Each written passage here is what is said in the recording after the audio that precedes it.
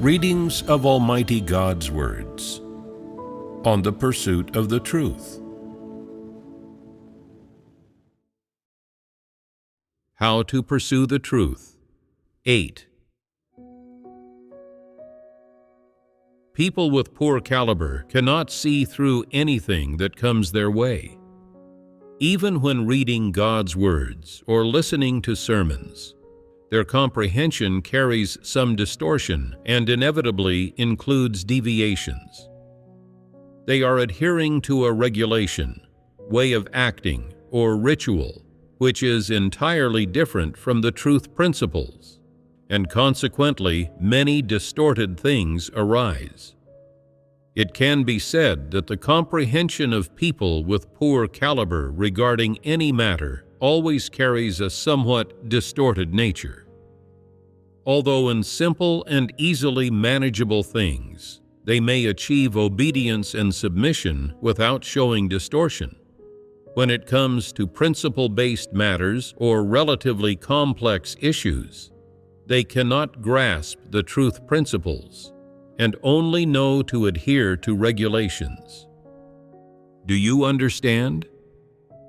People with poor caliber completely lack the ability to comprehend the truth and just know to adhere to regulations. Such people are also quite troublesome. They are very enthusiastic and determined in adhering to regulations. If you fellowship with them and say, "What you are doing is adhering to regulations, not observing the truth principles," they cannot accept it. They feel, "I am steadfastly adhering to principles and cannot compromise with others."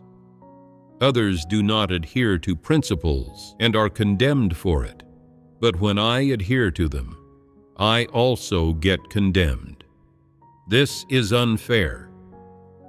See how stubborn they are. You just can't persuade them. Have you encountered such people?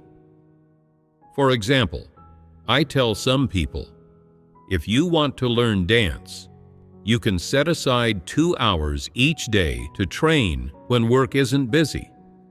If you persist for a period, you'll learn it. They remember the phrase, "persist with training for 2 hours every day," and believe that doing so is practicing the truth and sticking to principles. Afterward, no matter how busy the duty is that they are doing, they still persist with training in dance for 2 hours every day. During a period of time when the church work is very busy from morning until evening, and they basically don't have 2 hours in a day to spare, they still insist on training in dance for 2 hours. When others remind them that this could delay the church work, they refuse to listen and say, "God instructed me to train in dance for 2 hours each day. I must do this. If I don't do this, it means I am disobedient and have no submission." If you tell them not to do it, they are unwilling. They are unable to handle things flexibly or to apply my words flexibly based on the needs of the work or the needs of the environment. They do not understand why they should train for 2 hours, what the significance of training for 2 hours is, or what result it is meant to achieve. They don't understand and are unclear about these things. For them, practicing the truth simply means adhering to a single statement, a regulation, or a formality. That, in their view, is practicing the truth. Regardless of whether any result is achieved or what the result turns out to be, they stubbornly persist down a single path, refusing to turn back no matter what, not even if 10 oxen were to pull them. Even if they deviate in their practice, they will constantly do it that way. When told that they are being absurd, they still insist on doing it. Aren't such people very troublesome? No matter who fellowships with them, it doesn't work. After you painstakingly explain things clearly, they might understand this matter today, but tomorrow they will adhere to regulations in another matter, endlessly adhering to regulations, and you constantly have to correct them. They are veering either to the left or to the right, and deviating either in this kind of matter or in that kind of matter. They continuously deviate without end. Watching them makes you anxious, but you cannot correct them however you try. Why? Because their caliber is too poor. They can never distinguish between positive and negative things, right and wrong, correct and incorrect, the truth and regulations. They have no standard for demarcating these matters, no ability to demarcate them, and simply cannot demarcate them. Therefore, people with poor caliber can only do regulation-based work and chores, or single-faceted work that does not involve the truth principles, such as following a routine schedule every day, doing one thing at a certain time and doing another at another set time.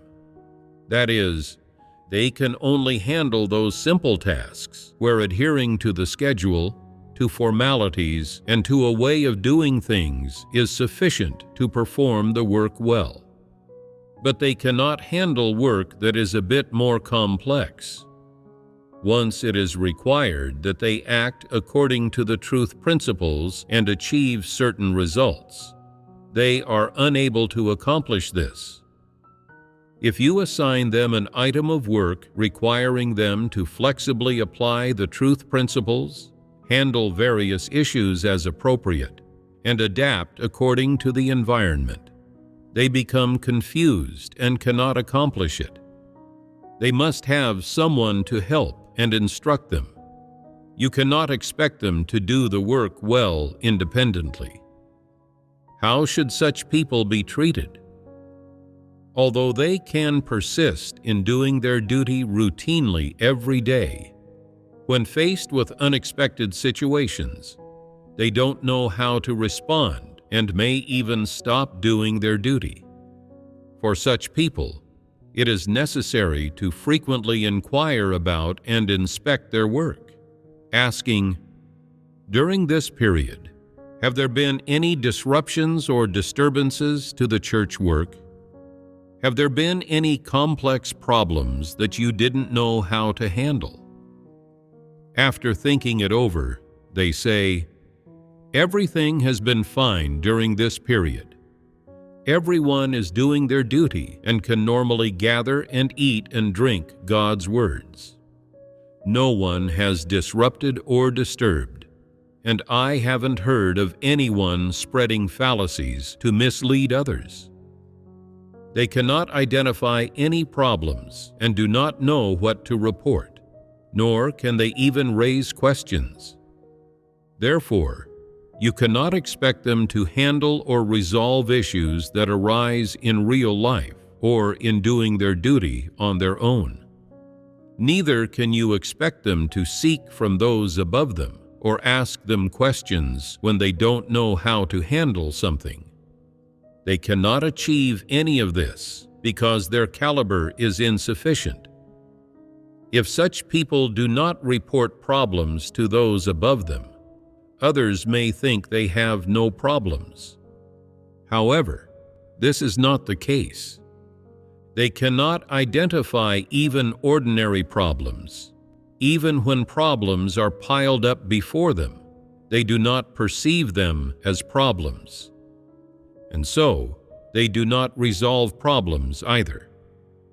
They have a head with 2 eyes and 2 ears on it.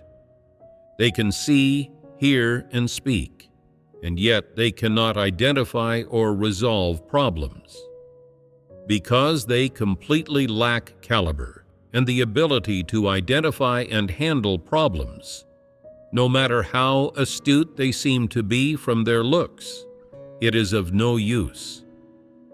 They cannot take what they see or hear and process it in their mind to think about and discern whether these are problems or how they should be handled. If they cannot handle problems involving the truth principles, they will not report them to those above them either. They are entirely incapable of doing any of this. Doesn't this show they have poor caliber? Aren't these the manifestations of people with poor caliber? If you ask someone with poor caliber, have there been any problems in the work during this period? Are there any areas where you don't understand the principles? They respond, there aren't any problems. Everyone's been busy, and things are going quite well. To them, everything is just fine. As a leader or worker, if you simply believe them when they say everything is fine, then you are too foolish and just as much a person with poor caliber as they are. People with good caliber not only know how to learn about problems, but also must be able to identify them on their own. They can engage in conversations targeting problems, and as they talk, the problems naturally come to light. When you discover a problem and ask someone with poor caliber how they handled it, they respond, "What problem? How come I didn't notice it?" People with poor caliber cannot identify problems. So in doing work, you must be adept at learning about and identifying problems. Seize hold of the problems and not let go, and then assist in handling and resolving them. You need to know how to chat with people who have poor caliber, asking them questions and making inquiries in a chatty way in order to identify problems. As you chat, they will unknowingly bring up the problems themselves. Without chatting like this, it would be impossible to identify these problems.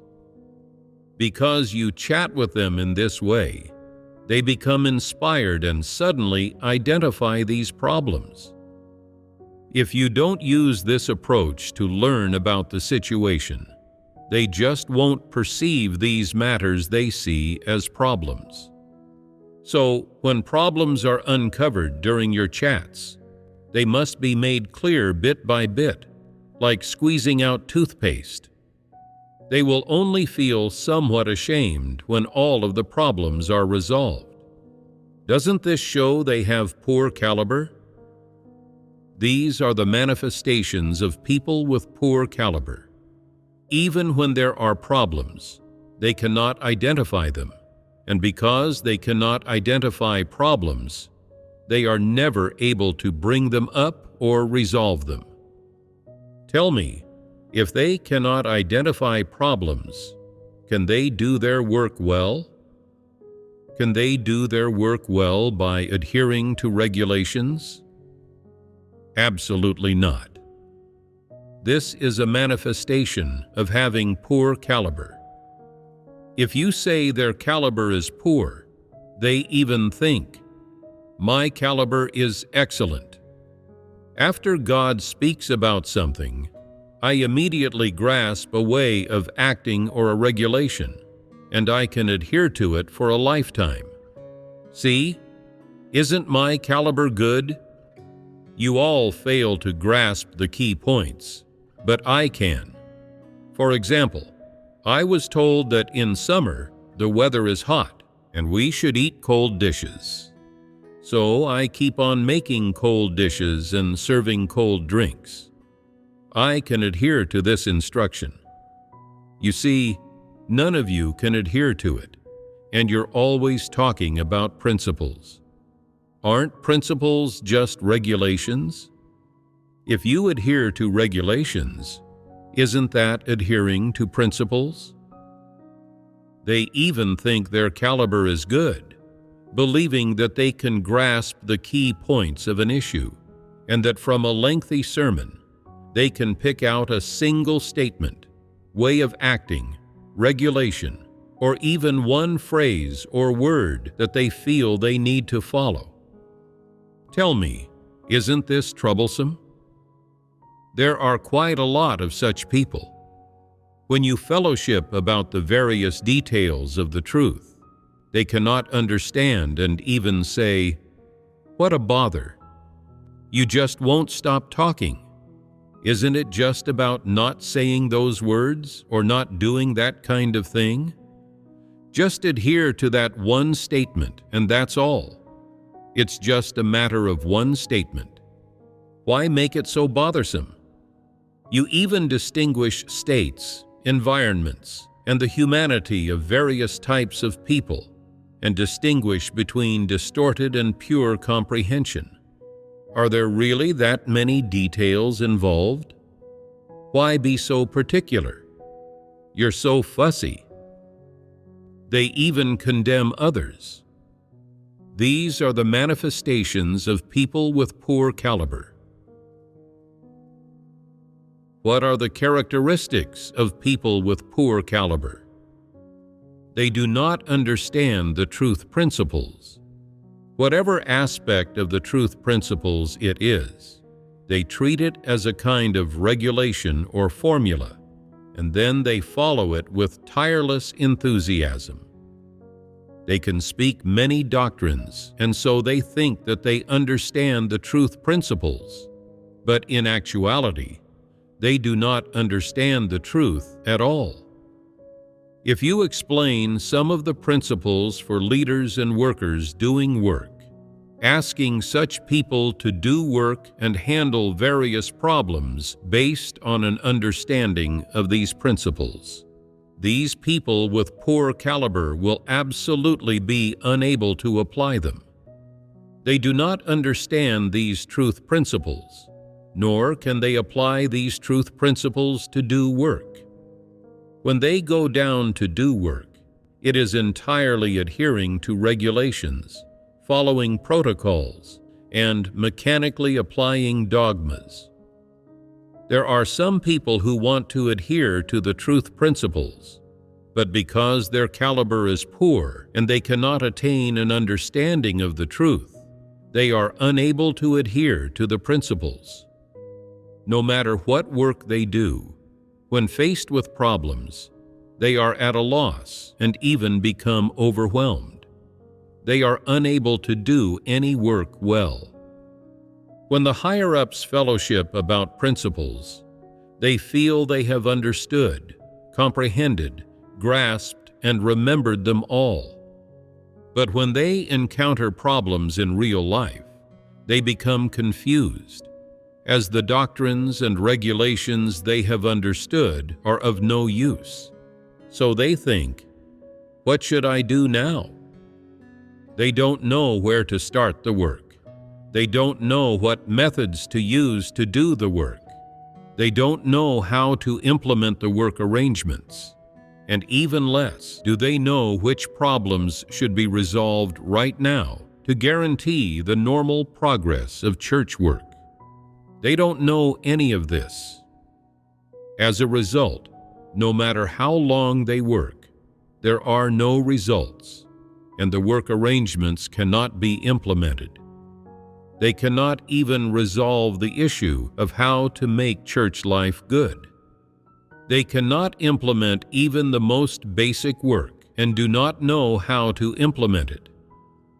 They can only speak doctrines to people and ask them to adhere to regulations. When it comes to implementing work arrangements and doing concrete church work, they become confused and are unable to do it. They think to themselves, "How should these work arrangements be implemented? Which regulations should be adhered to?" They cannot see these things clearly, but they still have one last resort. They believe that as long as they hold more gatherings, the problems can be resolved. Therefore, their way of doing work is to relentlessly hold gatherings and relentlessly give sermons. When their preaching stirs everyone up and makes them excited, they think the problems are all resolved and that there are no more problems, and that as long as everyone is enthused, the work is all done properly. But it turns out that after several days of gatherings, not only do the real problems remain unresolved, and the duties that people perform still yield no results, but the church work also makes no progress at all. Yet they still have the mood to give sermons. People with poor caliber achieve no results, no matter how long they do work, and cannot implement the work arrangements no matter how much time they are given. They have neither efficiency nor effectiveness. These are the manifestations of people with poor caliber. The manifestations of people with poor caliber are as I just described, to say nothing of those with no caliber. No matter how many sermons they hear or how much truth others fellowship with them, they cannot grasp the truth principles and cannot even grasp the most basic regulations that ought to be adhered to. When someone's caliber is poor to this extent, the truth principles are beyond their reach. Even if others fellowship the truth to them, they cannot find a path of practice, and they must have someone give them specific instructions before they know how to practice. Such people are as if reincarnated from beasts. Their minds are always foggy and unclear, and they can never distinguish what are principles and what are regulations. In their hearts they say, "Why does hearing these things always make my head hurt and make me sleepy?" In the end, they come to a conclusion. Not only are the truth principles beyond my reach, but I cannot even adhere to regulations. So in future, I will shine as brightly as I can with however much heat is within me, exert as much effort as my ability allows, and just do whatever I am capable of doing, and that's enough. Some of these people even comfort themselves, saying, "I don't know how to adhere to regulations, nor do I understand the truth principles, but I have a God-loving heart." If they truly could love God, that would not be bad. But with such poor caliber, they do not even understand the truth. Can their love for God be genuine?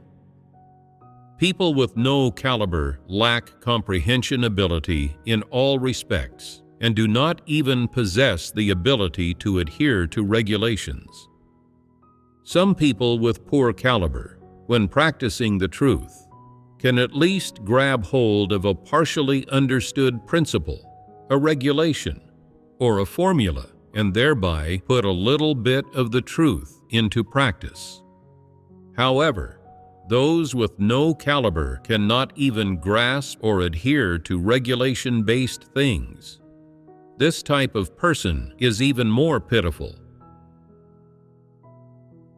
Using whether or not people have spiritual understanding to evaluate their caliber. If we evaluate people's caliber using the truth principles in this way, then the relevant manifestations are the ones we just fellowshipped on.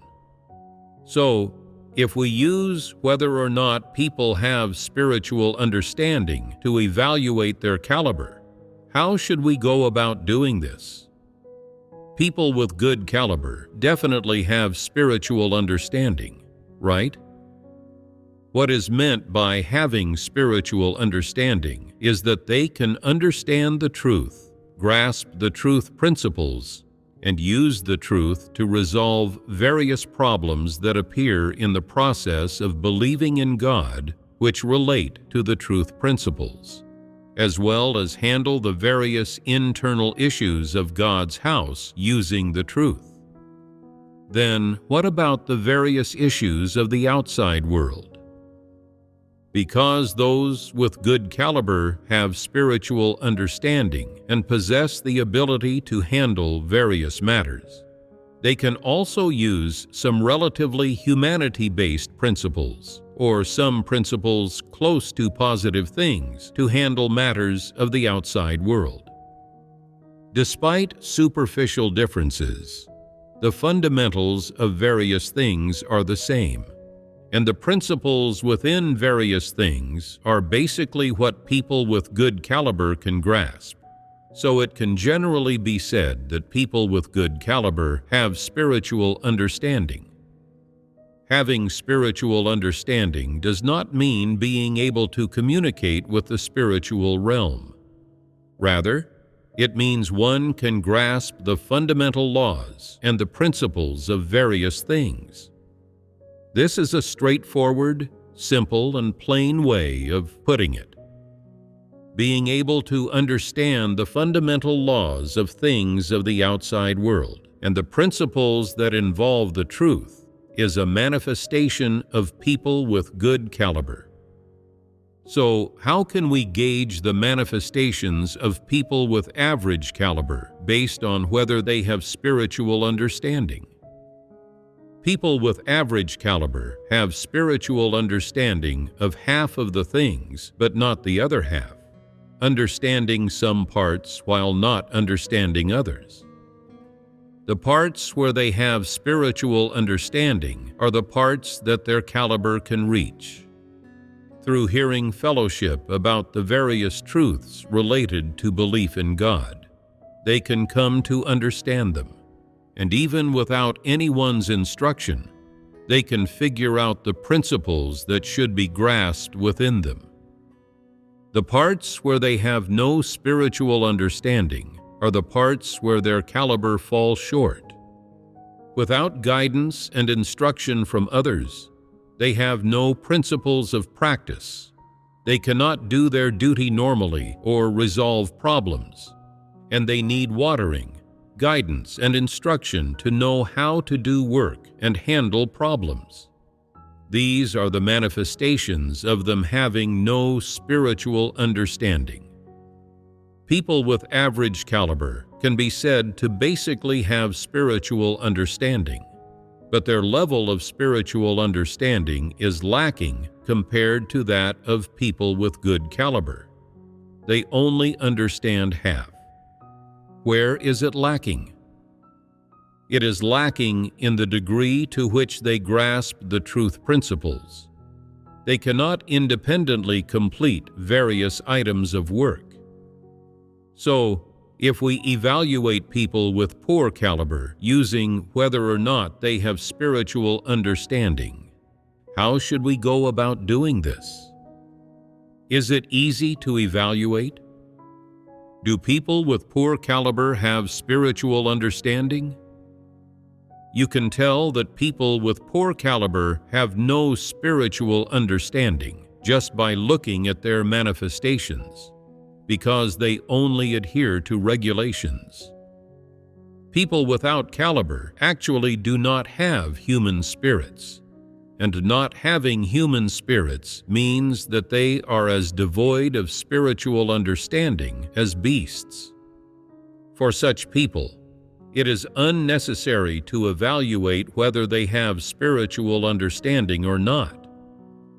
When a person without a spirit views any matters or deals with various people, they cannot evaluate them, and they have no viewpoints regarding positive or negative things.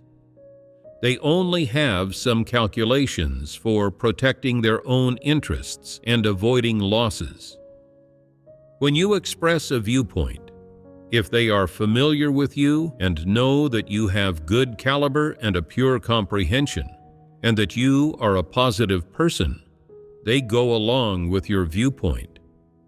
But if they aren't familiar with you, they look down on you. No matter how correct your viewpoint is or how much it aligns with the truth principles, they don't accept it. They don't know that it is correct, don't know that it is something people should accept. and don't know how beneficial this good viewpoint could be for them, or how much help it could provide to them.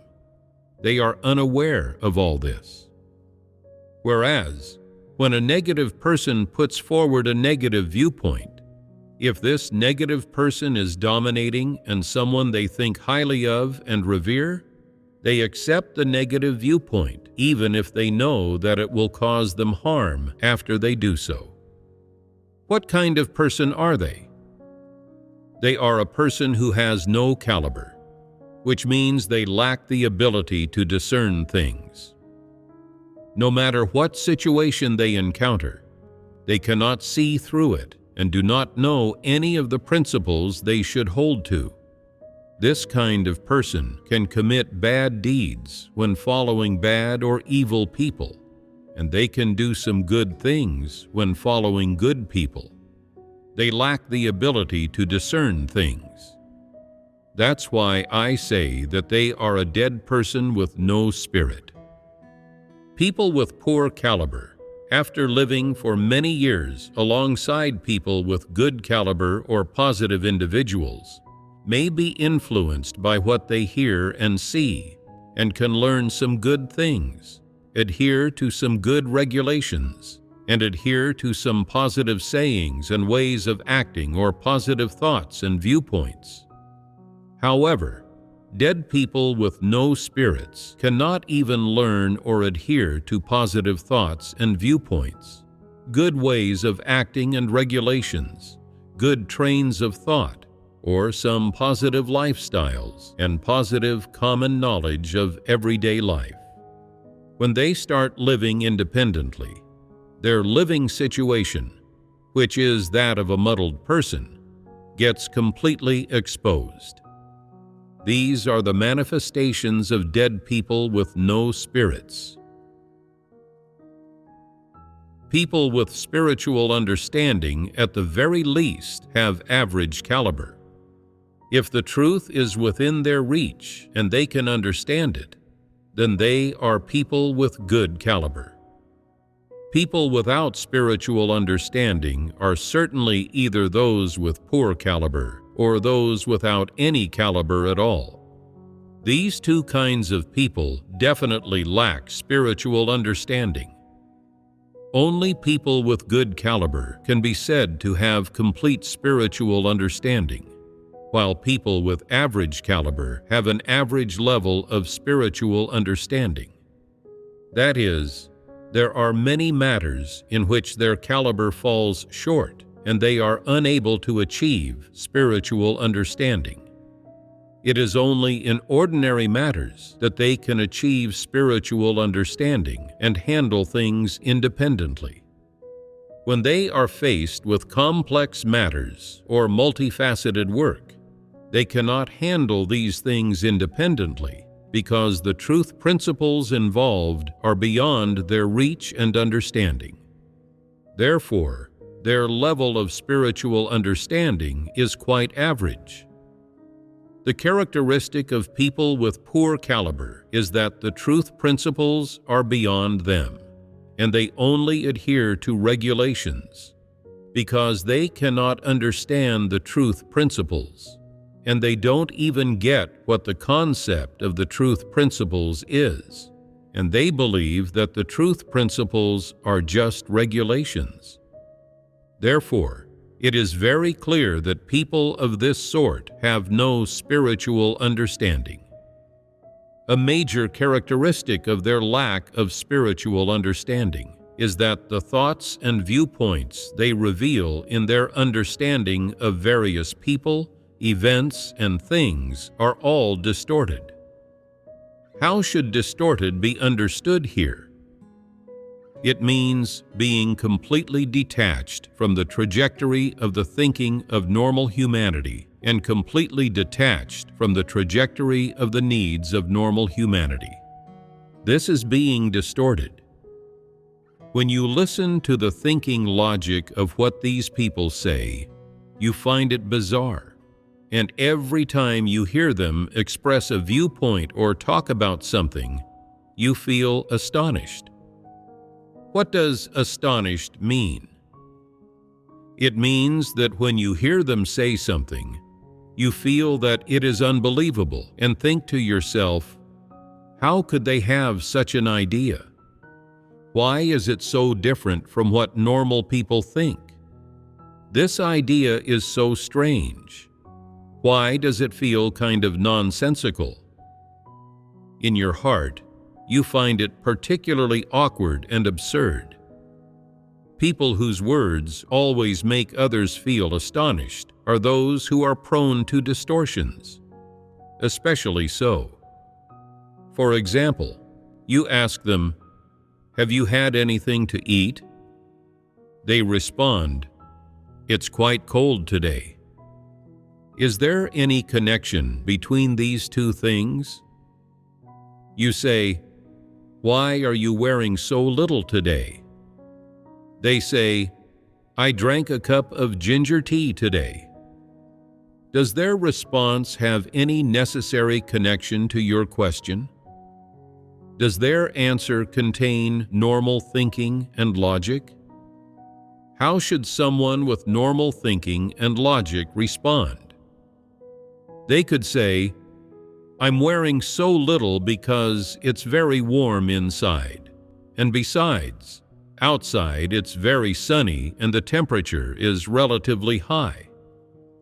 Or they could say, "I'm wearing so little because I just finished exercising and I've gotten hot." But if someone asks, "Why are you wearing so little?" and they respond, "Because I'm wearing fleece-lined shoes today," this answer has nothing to do with the question.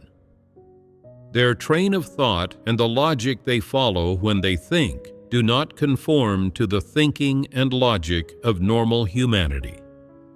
It's a very strange idea and a very strange train of thought that no person with the thinking of normal humanity would come up with. And so, after listening to their answer, you feel that it is awkward. You want to have a conversation with them, but you can't connect with them. They always give irrelevant answers, making it impossible to continue the conversation. For example, someone was learning to make clothes, and I asked her, "How is your progress in learning to make clothes? Can you make padded clothing?" What would be a response that aligns with normal thinking and logic? Either I can or I can't. That would reflect normal thinking and logic. Or she could also say, "Sometimes I do a bit better, and my instructor says it's okay, just barely acceptable. But when it comes to some of the more complex parts, my work is inadequate and has to be redone." Are these responses from someone with normal thinking and logic? How did this person without normal thinking and logic respond? I asked, "Can you make this type of padded clothing now?" She responded, "I was learning to make this type of clothing when I first came here." I asked, "So can you make it now?" She still responded, "I was learning to make this type of clothing when I first came here." I thought to myself, I don't understand. You were learning to make this type of clothing when you first came, so can you make it now? Why can't I figure this out? When I heard her response, I felt that it was awkward. I was asking if she could make this type of clothing, and she said that she had been learning to make it when she first arrived. I didn't get how she had managed to shift to that topic. What did that have to do with whether she could make it or not? I thought to myself, I just can't follow this shift in topic. Even when I asked 2 or 3 times in a row, "So can you make it now?" she kept answering, "When I first came, I was learning to make this, and my instructor was guiding me in making this. I'm mainly working on this. I still didn't get the answer I was looking for, and to this day, I still don't know if she can make it or not. Analyze the logic behind her words and why she spoke this way. Her response was somewhat irrelevant to the question. People who hear it will try to guess her meaning, but they still won't know whether she really can make it or not. Did she want to let me know or not? Did she want to give me an accurate answer? Here she was giving a hint. I've already told you that when I first came, I was mainly learning to make this, and now it's been a week, so of course I can make it. Shouldn't you be able to get what I mean? How can you not understand? Can you get this meaning from her response? If her response allowed you to get an accurate answer and know whether she could or couldn't, then her response would be logical. But her response only gives you a vague meaning and doesn't let you truly know whether she can or can't. People who always speak like this, aren't they very muddle-headed? If they are intentionally responding this way, then it's a matter of character.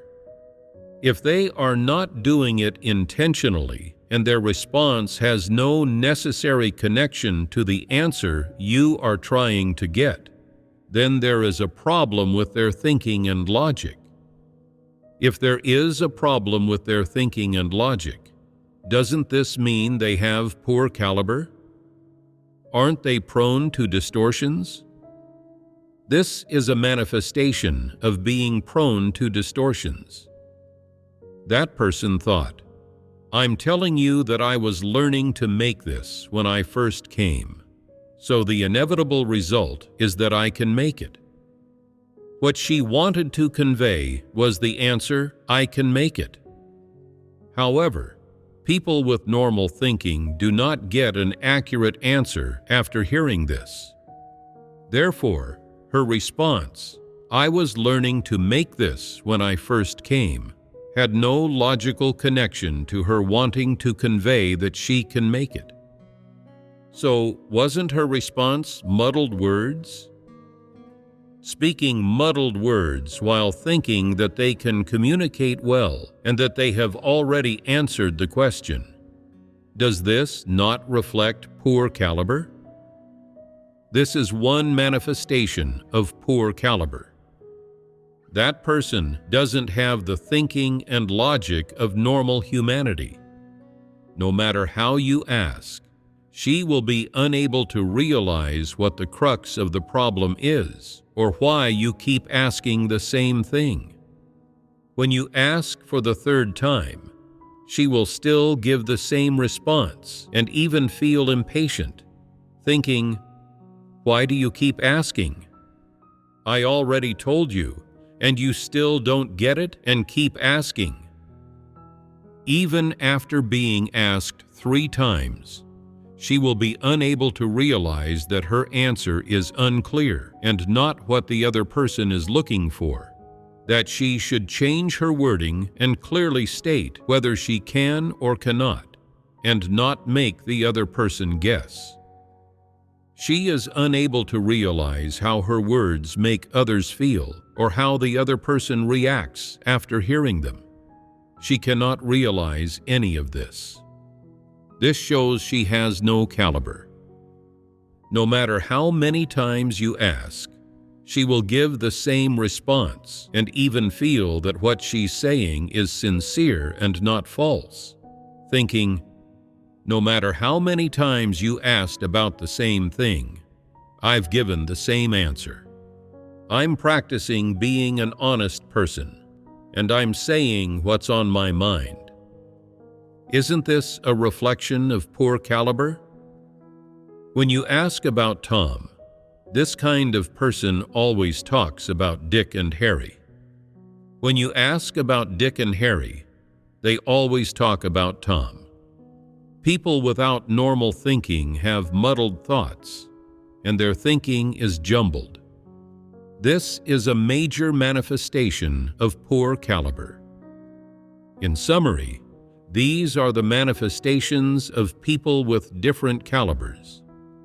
Whether you evaluate their caliber by their ability or lack of ability to understand and apply the truth principles, or by whether or not they have spiritual understanding, these are the manifestations. Although we've spoken in somewhat general terms, can't you basically match up my words to real life? So, haven't we more or less summarized the topic of caliber? That concludes our discussion on the topic of caliber.